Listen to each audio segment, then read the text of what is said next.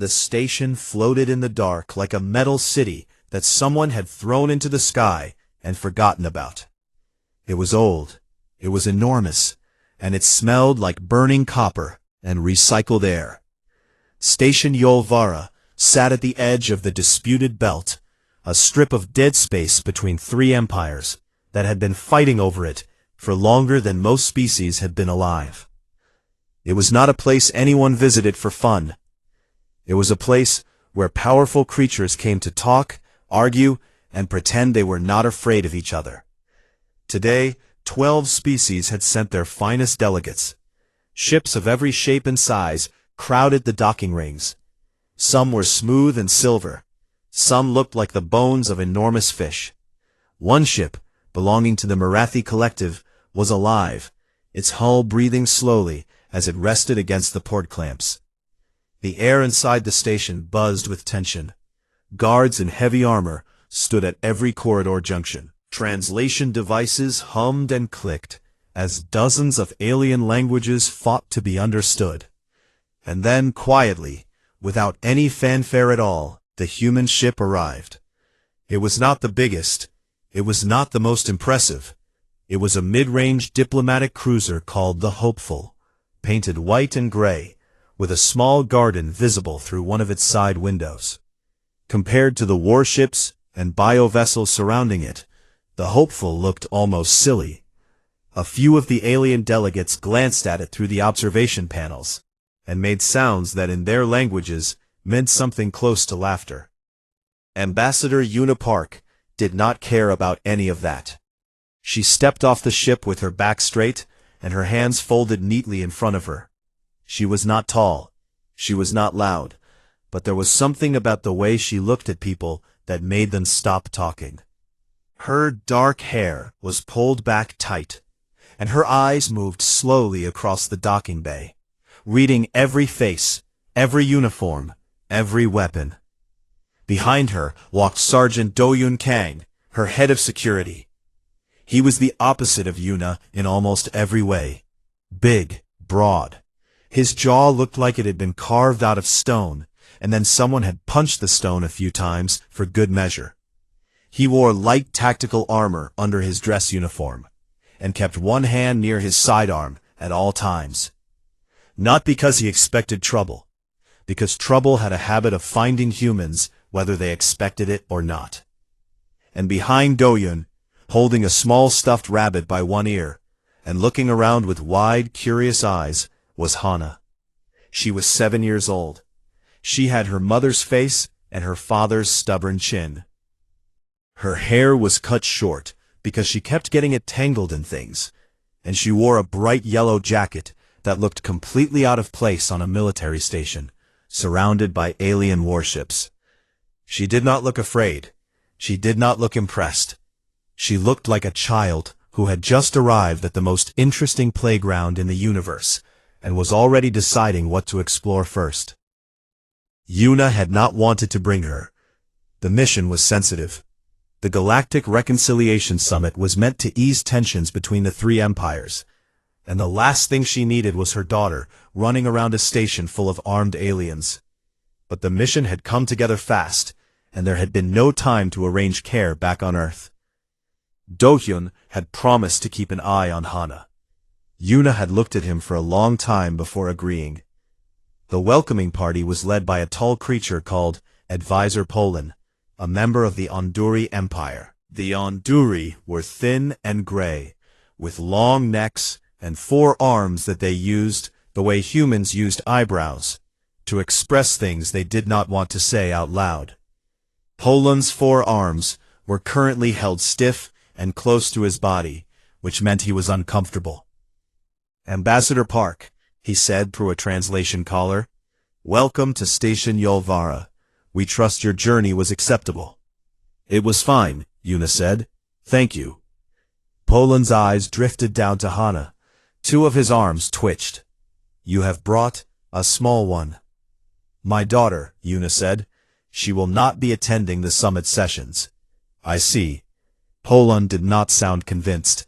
He looked at Do-Hyun, then back at Yuna. "We should discuss the station's safety protocols before you settle in. there are areas that are restricted, heavily restricted. Of course, Yuna said. They walked together through the main corridor, passing groups of alien delegates who stopped and stared at the humans. Some had never seen a human in person before.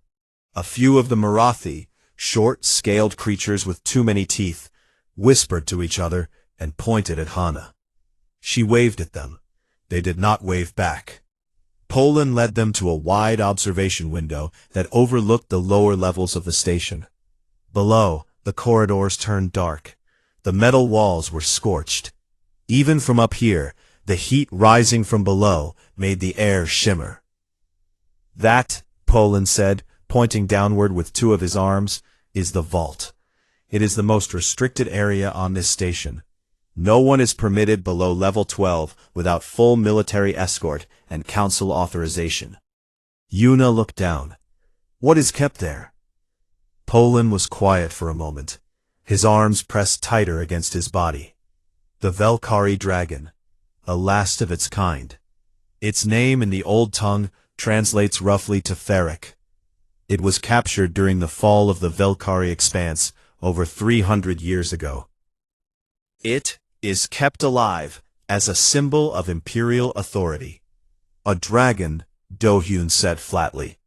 Not a dragon as your species imagines them, Poland said. Ferric is a Class 9 apex predator. It has destroyed warships. It has survived the vacuum of space. Its fire burns at temperatures that can melt starship armor. It is, by every scientific and military measure, the single deadliest living organism in this galaxy. Hana tugged on Do-hyun's sleeve. What is he saying? Do-hyun looked down at her. He is saying there is a big animal downstairs, and we should stay away from it. What kind of animal? A dangerous one. Hana pressed her face against the observation window and looked down into the dark. She could not see anything, but she could feel something, a low vibration in the glass, like a heartbeat, slow and heavy, coming from somewhere far below. It sounds sad, she said quietly. No one heard her. We will respect the restrictions.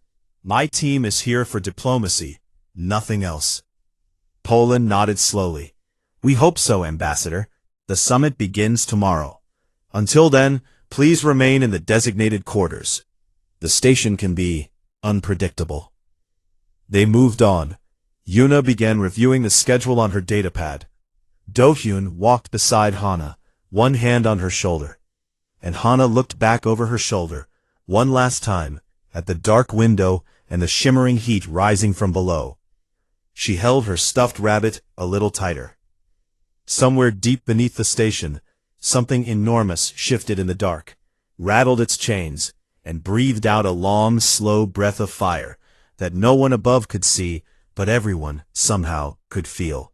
The human quarters on Station Yolvara were small but clean.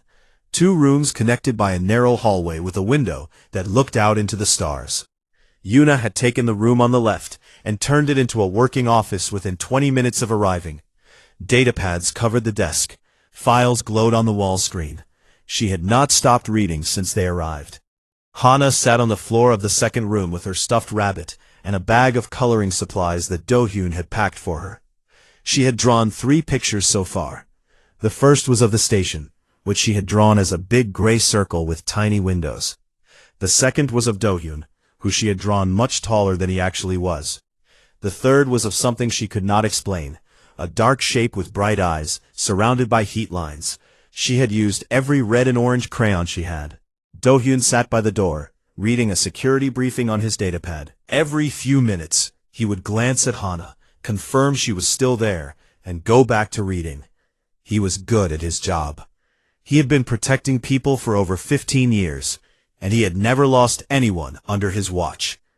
But watching a 7-year-old was a different kind of mission. Children did not follow protocols. They did not check in at scheduled intervals. They moved like water, always finding the one gap you forgot to close. Do-hyun, Hana said. Yes. Can I go look at the window in the hallway? Which window? The big one, at the end. He looked up.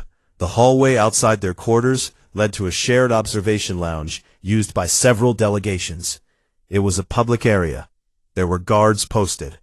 He thought about it for exactly 2 seconds. Stay where I can see you. Do not talk to anyone. Do not touch anything. Okay. She got up, took her rabbit, and walked out into the hallway. The observation lounge was large and curved, with a floor-to-ceiling window that showed the stars and the slow, distant glow of a nebula. A few alien delegates stood in small groups, talking quietly. 2 Marathi were seated at a table, eating something that moved on their plates. An Anduri guard stood near the far wall, still as a statue. Hana walked to the window and pressed her nose against it. The stars were beautiful. She could see the nebula changing colors, purple to blue to soft pink, like a bruise, healing in slow motion. She watched it for a long time. Then she heard it again. The humming. It was faint. So faint that none of the aliens in the room seemed to notice it. But Hana did. It came from below, from deep beneath the floor, a low, steady vibration that she could feel in her chest more than hear with her ears. It was the same thing she had felt at the observation window earlier. Like a heartbeat, like something breathing. She turned and looked at the floor. There was a service corridor to the left of the lounge, marked with symbols she could not read. A thin line of warm air drifted out from under the door. Hana looked back toward the hallway that led to their quarters. She could see the edge of Do-hyun's boot, where he sat by the door. He was still reading. She looked at the service corridor again. The warm air touched her face. It smelled like metal and something sweet, like burnt sugar. She did not make a decision, not really. She simply moved. The service door was not locked. It was heavy, but she pushed it open with both hands and slipped through. The corridor beyond was narrow and dark, lit only by thin strips of orange light along the floor. The walls were metal, and they were warm to the touch. Hana walked slowly, one hand trailing along the wall, her rabbit tucked under her other arm. The humming grew louder. She passed through a second door, then a third. Each one was heavier than the last. The air got hotter. The light got darker. She was going down. She could feel the slope of the floor pulling her deeper into the station. The signs on the walls changed from one alien script to another, and then to simple warning symbols, triangles with lines through them, circles with crosses. She did not know what they meant, but she understood their tone. They meant go back. She kept walking. On level 10, she found a stairwell. It spiraled downward in a wide curve, and the metal steps were blackened and cracked. She could hear something now, not just the humming, but something else underneath it. A low rumbling sound, like thunder trapped inside a mountain. The air tasted thick and dry. She sat down on the top step and thought about it. She was not a stupid child. She knew she was not supposed to be here. She knew Do-hyun would be worried. She knew her mother would be angry. But the sound pulled at her in a way she could not explain. It was not scary. It was sad. It sounded like something calling out and getting no answer. Like something that had been alone for a very, very long time. Hana stood up and started walking down the stairs. Back in the observation lounge, Do-hyun looked up from his datapad and realized the hallway was empty. He stood. He walked to the lounge. He scanned every corner. He asked the Anduri guard if he had seen a small human child. The guard blinked all 4 of his eyes and said nothing.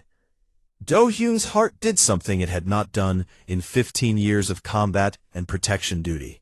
It dropped. He tapped his communicator. Ambassador Park. Yuna's voice came back, sharp and focused. What is it? Hana is not in the lounge. Silence. A long, terrible silence. Find her, Yuna said. Her voice was calm, but the kind of calm that sits on top of something violent. Do-hyun was already moving. He pulled up the station's internal map on his datapad and began scanning corridor by corridor. He moved fast, checking every room, every alcove, every service hatch. His training told him to stay calm. His gut told him something else. He remembered the way Hana had looked at the observation window, the way she had pressed her face against the glass and stared down into the dark. She had said it sounded sad. He stopped in front of the service corridor door near the lounge. It was slightly open. Warm air drifted through the gap. He pushed it open and looked down the narrow, dark hallway. "No," he whispered. He ran. Hana had reached level 12, the last level before the vault. There was a heavy blast door here, sealed with a locking mechanism she could not understand. But someone had not closed it properly. There was a gap, just wide enough for a small child to squeeze through. The heat coming from beyond it was intense. The humming was so loud now that it shook the floor under her feet. She squeezed through the gap. The corridor beyond was different from everything above. The walls were not just scorched, they were melted. The metal had flowed and hardened into strange twisted shapes, like frozen waves. The lights were gone. The only illumination came from somewhere ahead, a deep orange glow that pulsed slowly, like a lantern being carried by someone with a steady hand. Hana walked toward it. She was not afraid. She could not explain why. She simply was not. The warmth felt familiar. The humming felt like a song she had heard before, but could not remember the words to. Her rabbit hung from one hand, its ears dragging on the scorched floor. Her yellow jacket was the brightest thing in the darkness. She turned a final corner and stopped. The chamber was enormous. It opened up like the inside of a cathedral, the ceiling lost in shadow and smoke. And there, in the center, chained to the floor by links of metal thicker than her entire body, was the largest living thing Hana had ever seen. She looked up at it.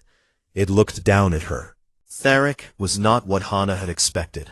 She was not sure what she had expected, but it was not this. The creature before her was enormous beyond understanding. Its body stretched across the entire chamber, coiled and folded like a mountain range that had decided to lie down and rest.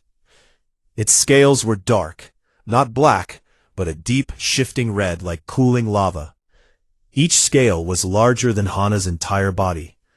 Its neck rose up from the coils like a tower, thick and scarred, and at the top, a head the size of a shuttle rested on the ground, turned sideways, watching her with one enormous eye. The eye was gold, not the gold of jewelry or coins, the gold of fire that had been burning for so long it had forgotten how to stop. It was bright and deep and old, and it did not blink. The chains were everywhere, thick bands of dark metal wrapped around Theric's neck, legs, wings, and tail. The wings were folded tight against his body, locked in place by clamps that had been drilled directly into the floor. A heavy muzzle covered the lower half of his jaw, bolted shut with a mechanism that glowed faintly blue, some kind of energy lock. The chains were not just physical. Hana could see thin lines of light running through them, pulsing softly, and wherever they touched Theric's scales, the skin underneath was raw and gray. They were hurting him. Even now, even while he lay still, they were hurting him. His body was covered in scars. Long, jagged lines ran across his sides, where weapons had cut deep. One of his horns was broken, snapped halfway down. A section of scales near his shoulder was missing entirely, replaced by a patch of rough, pale skin that looked like it had healed wrong a long time ago. He was not the terrifying weapon that Advisor Paloon had described. He was something that had been terrifying once, maybe, but had since been beaten and chained and locked away until all that was left was tiredness and pain. Hana stood very still. Her rabbit hung from one hand. Her yellow jacket was the only bright thing in the entire chamber. The orange glow came from Theric himself, from the faint heat that radiated off his scales in slow, steady waves. The dragon looked at her. She looked at the dragon.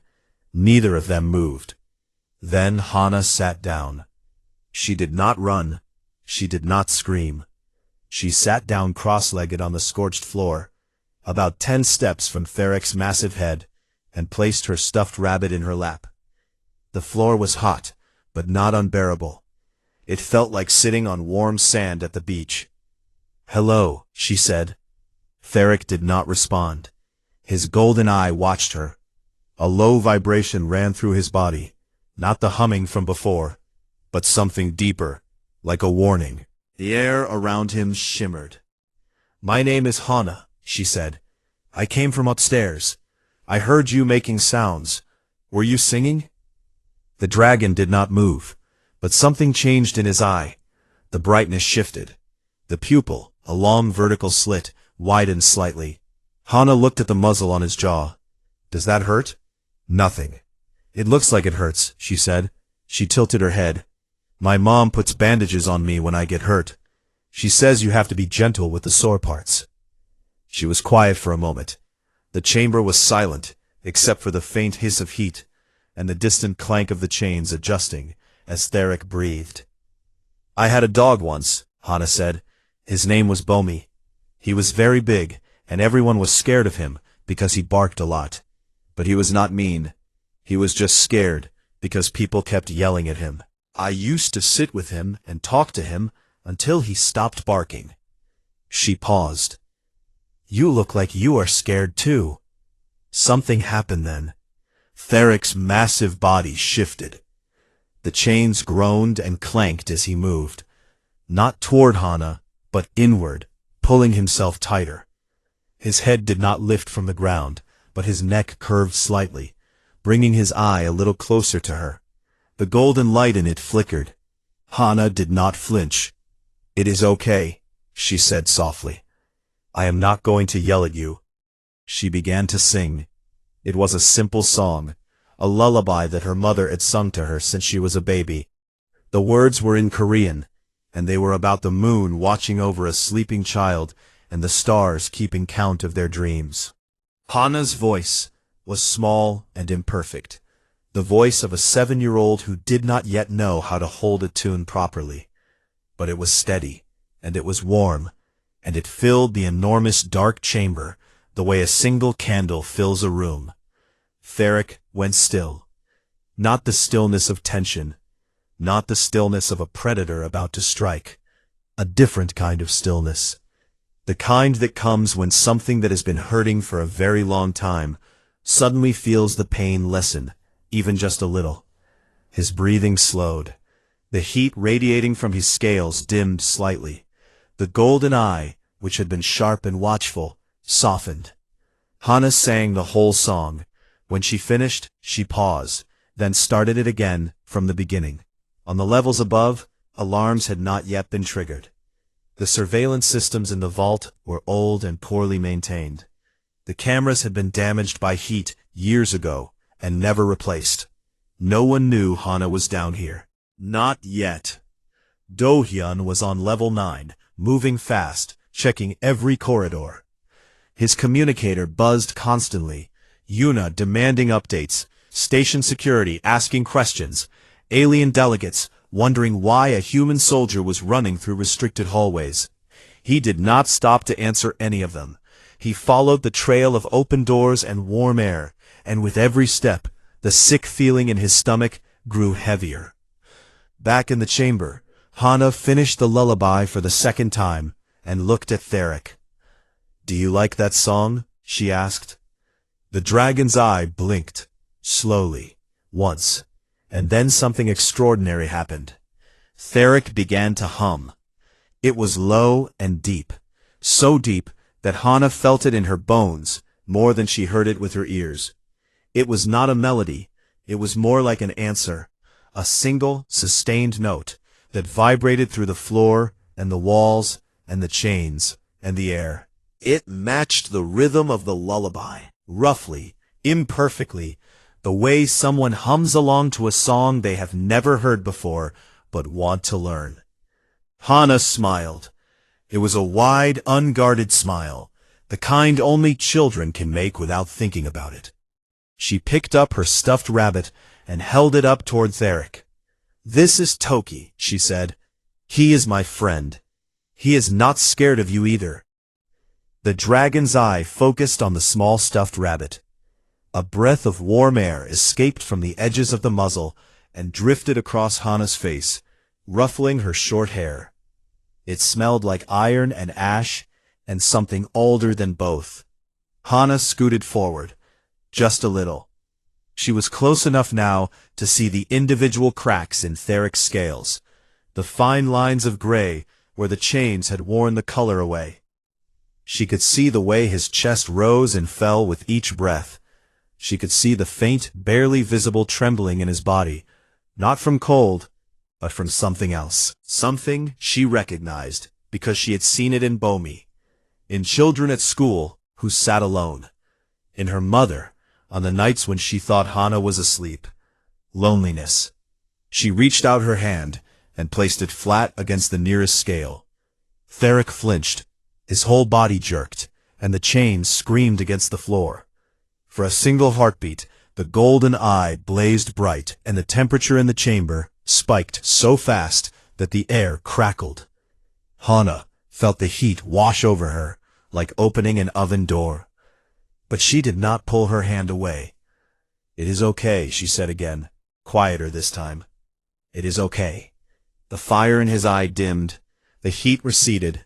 Theric settled, slowly, carefully, like something very large and very powerful, learning, for the first time in 300 years, how to be gentle. Hana kept her hand on his scale. It was warm and rough and alive. She began to sing again, and somewhere far above, on a surveillance feed that no one was watching, a red light blinked on. The red light blinked 3 times before anyone noticed it. A young Onduri technician named Riha was the first to see it. She was sitting in the central monitoring hub on level 5, watching 40 screens at once and fighting the urge to fall asleep. Most of the screens showed empty corridors, locked doors, and bored guards. But one screen, the one connected to the last working camera in the lower vault, had just come alive after being dark for months. She leaned forward and looked at the image. It was grainy and distorted by heat, but she could see enough. The chamber, the chains, the massive shape of Theric lying on the floor, and next to it, so small she almost missed it, a tiny figure in a bright yellow jacket. Riha's 4 hands went cold. She hit the emergency alert. Within 30 seconds, every screen on Station Yolvara switched to the same feed. The summit hall, the observation lounges, the private quarters, the docking bays. 40 different species stared at 40 different screens and saw the same impossible thing, a human child sitting beside the deadliest creature in the galaxy. The reaction was immediate. In the Marathi delegation's quarters, Ambassador Tev knocked his food tray off the table and began shouting orders in a language that sounded like gravel being crushed. 2 of his aides fainted. A third began praying to a god whose name had not been spoken in 400 years. The Marathi had fought in the war that captured Theric. They had lost 11 warships and 60,000 soldiers bringing it down. The idea that a child was sitting next to it with a stuffed animal was so far beyond their understanding that several of them simply refused to believe what they were seeing. In the Onduri council chamber, Advisor Poland stood frozen in front of the screen, all 4 arms pressed flat against his sides. His mouth opened and closed without sound. An aide touched his shoulder, and he flinched so hard he knocked the aide backward. He turned to the nearest guard and said one word. It did not translate. It did not need to. The guard ran. In the corridor outside the human quarters, Ambassador Unipark stopped walking, looked up at the nearest screen, and felt every drop of blood leave her face. She saw Hana. She saw the dragon. She saw her daughter's hand resting on the creature's scarred, dark scales. Yuna did not scream. She did not cry. She turned to the nearest station guard and said in a voice so steady it frightened everyone who heard it, "Take me down there, now." The guard stammered something about protocols and authorization. Yuna stepped closer to him and said it again, slower. The guard moved. On level 9, Do-hyun saw the feed on a wall screen as he ran past. He stopped. He stared. His fists clenched so hard his knuckles turned white. Then he kept running, faster than before, because he was closer to the vault than anyone else on this station, and he was not going to let a locked door or a chain of command stop him from reaching that child. But none of them were fast enough for what happened next. On the feed, the galaxy watched. Hana had finished her third round of the lullaby. Her hand was still on Tharic's scale. The dragon had not moved. His breathing was slow and even, and his golden eye was half closed, watching her with something that the scientists would later argue about for decades. Some called it curiosity. Some called it recognition. A few, the ones who were honest with themselves, called it trust. Hana looked at Tharic's face. She looked at the muzzle bolted over his jaw. She looked at the scars on his snout, long, deep marks where weapons had torn across the skin and left ridges of pale tissue. She tilted her head. "You have a lot of hurts," she said. The dragon's eye opened fully. Golden light filled the space between them. "When I fall down and get hurt," Hana continued, "my mom kisses it. She says kisses make the hurt go away." She paused and looked at the largest scar on Tharic's snout, a jagged line that ran from just below his eye down to the edge of the muzzle. "Do you want me to try?" In the summit hall, 3 Marathi delegates began shouting at their screens. Advisor Poland grabbed a communicator and screamed into it, demanding that the vault guards intervene immediately. An Anduri general began barking orders to mobilize a containment team. On 6 different levels, soldiers began running toward the lower decks. None of them made it in time. Hana leaned forward. She placed both hands on the dragon's snout, one on each side of the scar. The scales were warm and rough under her palms. She could feel Tharic's pulse, slow and heavy, like a drum being struck underwater. She could feel the faint trembling in his skin. She could feel the heat of him rising through her fingers and into her arms. She closed her eyes and pressed her lips gently against the scar on his snout. The kiss lasted 2 seconds, maybe 3. It was soft and clumsy, the way a child kisses a scraped knee or a bruised elbow. There was no technique, no thought, just a small person doing the only thing she knew how to do when someone was hurting. The station went silent. Not quiet, silent. The kind of silence that happens when every living creature in a place holds their breath at the same moment. 40 species stopped talking. Guards stopped running. Translators stopped translating. The hum of machines and the hiss of ventilation seemed to fade. The entire station balanced on the edge of a single heartbeat. Tharic's eye widened. The golden light in it blazed. Not with anger, not with the killing fire that had destroyed fleets and burned worlds, but with something else entirely. Something the scientists would never be able to name, because their instruments were not built to measure it. And then the dragon exhaled. Not fire, not the weapon that had melted warships and turned armies to ash. Just breath. A long, slow, warm breath that flowed over Hana like a summer wind and lifted her short hair away from her face. It smelled like stone and rain and something very old and very tired, finally letting go of something it had been holding for centuries. Tharic moved. The chains groaned. The floor shook. Every alarm on the station screamed to life. On the screens, delegates stumbled backward. Polun gripped the edge of his console so hard it cracked. But the dragon did not attack. He uncurled his massive body, slowly, carefully, with a gentleness that should have been impossible for something his size. His neck curved. His tail swept in a wide arc across the chamber floor. And then, link by link, chain by chain, he folded himself around Hana. Not trapping her, protecting her. His body formed a wall around her, scales and muscle and ancient scarred hide creating a barrier between the child and the rest of the universe.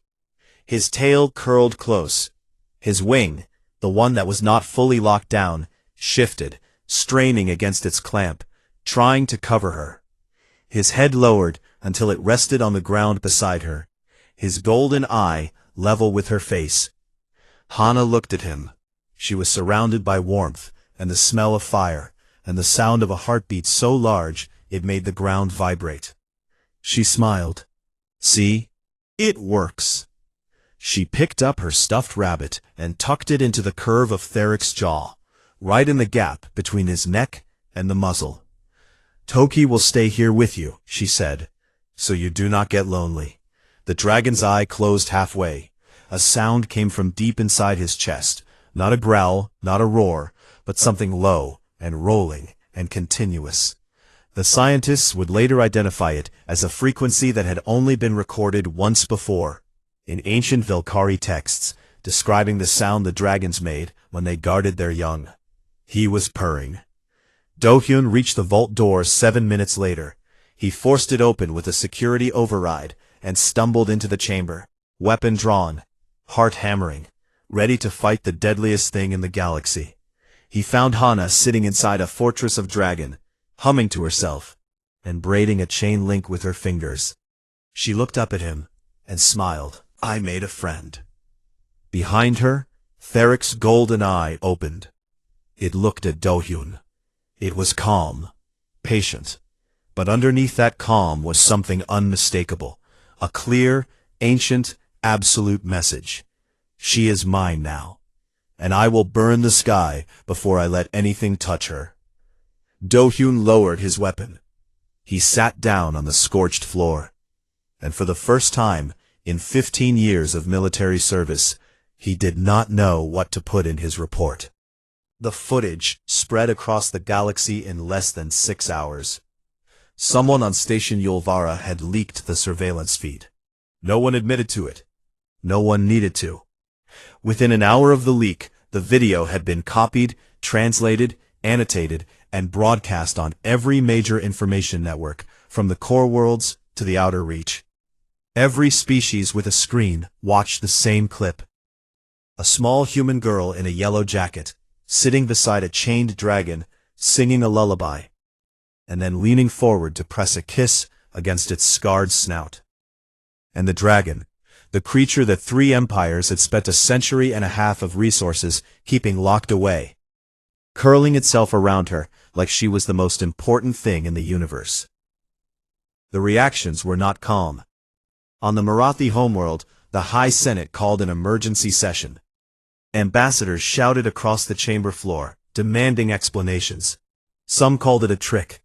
Some called it biological manipulation. A few of the older senators, the ones who had survived the Valkyrie War, sat in silence and watched the footage again and again, their scaled faces unreadable. The Onduri Empire released a formal statement within 3 hours. It was 7 paragraphs long and used the word unprecedented 11 times. The statement expressed deep concern, requested a full investigation, and carefully avoided saying anything definitive about what had actually happened. Advisor Poland, who had personally witnessed the event through the surveillance feed, had not spoken since. His aide said he was in his quarters, sitting in the dark, with all 4 arms folded across his chest. On Earth, the reaction was different. The footage played on every channel. People watched it in offices and classrooms and living rooms.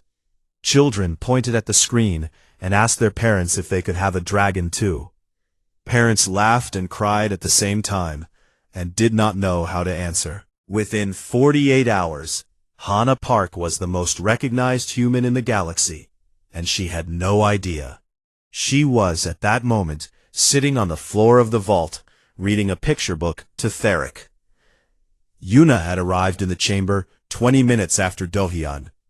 She had come through the blast door with 3 Andori guards, 2 medical officers, and a look on her face that could have cut through starship armor. She had seen her daughters sitting inside the curve of the dragon's body, perfectly safe, perfectly calm, and she had done the only thing a mother could do in that situation. She had walked across the scorched floor, sat down beside Hana, and held her so tight that Hana said her ribs hurt. "Do not ever do that again," Yuna had whispered into her daughter's hair. "But he was sad," Hana had said. Yuna had looked up at Theric. The dragon's golden eye met hers. Then Theric exhaled, the same warm, gentle breath he had given Hana, and lowered his head back to the ground. Yuna had not tried to take Hana out of the chamber. She had not needed to.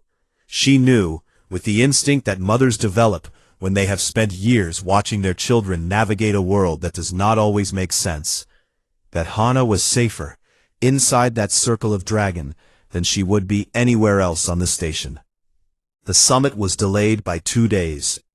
During those 2 days, a team of scientists, biologists, and xenopsychologists descended on the vault.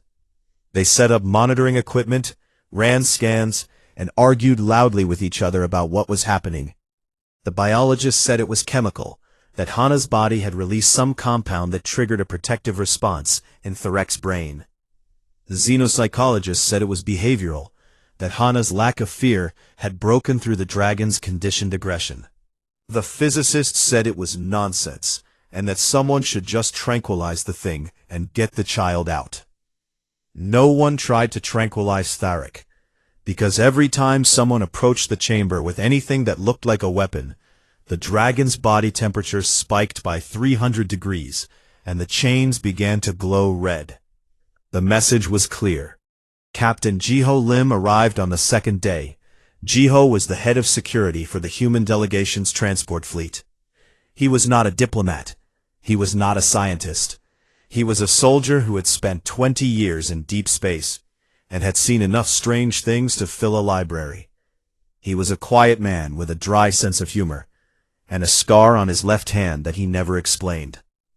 He had been called to the station because someone in the human command chain had decided that this situation needed a calm head, and Jiho was the calmest head they had. He walked into the vault alone, hands empty, and stood at the edge of the chamber. Theric watched him. Hana waved. "Hi, Captain Jiho." "Hello, Hana." He looked at the dragon. He looked at the chains. He looked at the scars. He looked at the stuffed rabbit tucked against Theric's jaw. "I see you have been busy." "He likes it when I read to him," Hana said, "but he does not like the pages with loud colors. They make his eye do a squinty thing." Jiho nodded slowly. "That makes sense." He stood there for a while, watching. Then he turned and walked back out. The summit resumed on the 3rd day. The atmosphere had changed. The alien delegates no longer looked at the human delegation with mild curiosity or faint amusement. Something uncomfortable. It was not fear, exactly. It was the unsettling feeling of realizing you have been wrong about something for a very long time. Advisor Polun opened the session. His voice was steady, but his forearms moved constantly, folding and unfolding, pressing and releasing. He spoke about the events in the vault. He called them extraordinary. He called them a matter of galactic security. He asked the human delegation for an explanation. Yuna stood. She was calm. She was always calm.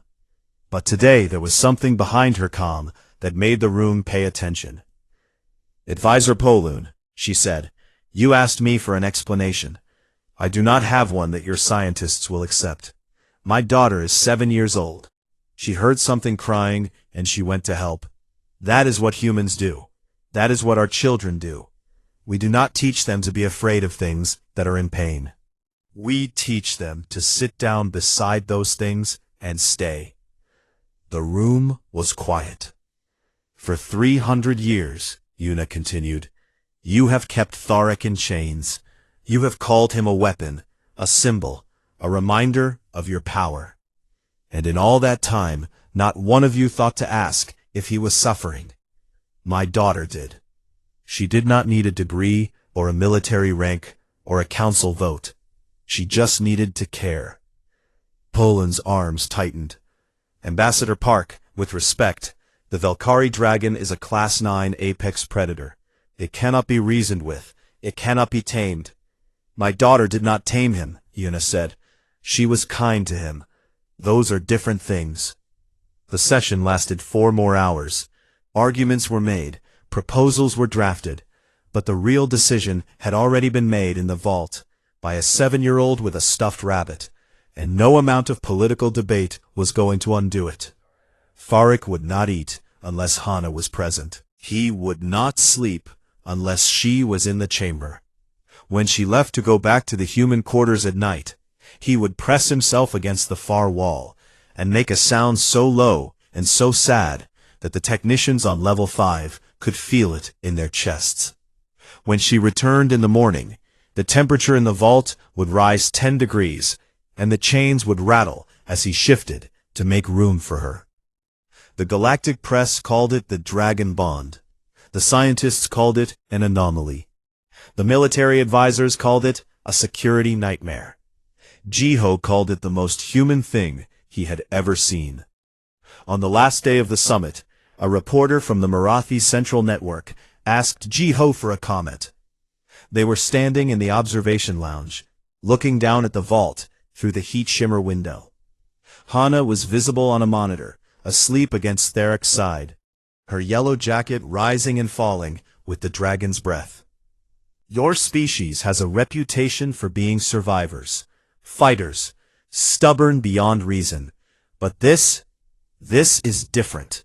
How does a human child do what no army in the galaxy could accomplish? Jiho looked at the monitor for a long time. His face gave nothing away. Then the corner of his mouth twitched, not quite a smile, but close. You spent 300 years trying to control him, Jiho said. You chained him. You muzzled him. You used him as a trophy. You turned a living creature into a symbol of fear because that is what you understand. Power, control, dominance. He paused. We understand those things too, but we understand something else that you seem to have forgotten. The reporter waited. Compassion, Jiho said. You weaponized him. She just loved him. That is the difference. He turned and walked away. The reporter stood at the window for a long time after that, watching the feed, watching the dragon curled around the sleeping child, and wondered if perhaps the humans were something more dangerous than anyone had imagined. Not because they fought without fear, but because they loved without condition, even toward the things the rest of the universe had already given up on. Far below, in the warmth of the vault, Hana shifted in her sleep and mumbled something about stars. Theric opened one golden eye, watched her for a moment, and then closed it again.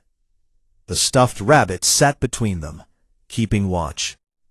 And for the first time in 300 years, the deadliest creature in the galaxy slept peacefully.